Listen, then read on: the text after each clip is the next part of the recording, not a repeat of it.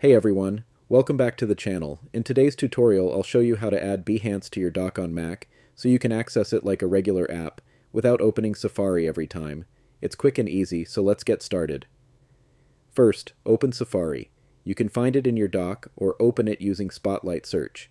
Just press Command plus space, type Safari, and hit Enter.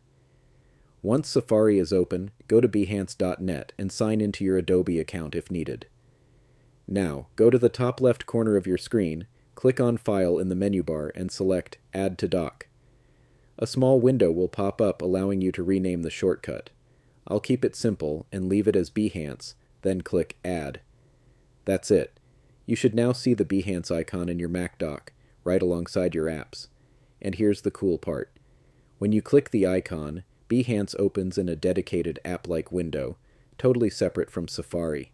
You can even close Safari, and Behance stays open, just like a native app. And that's how you add Behance to your dock on Mac in just a few clicks.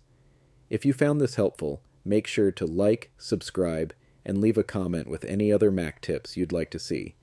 Thanks for watching, and I'll see you in the next one.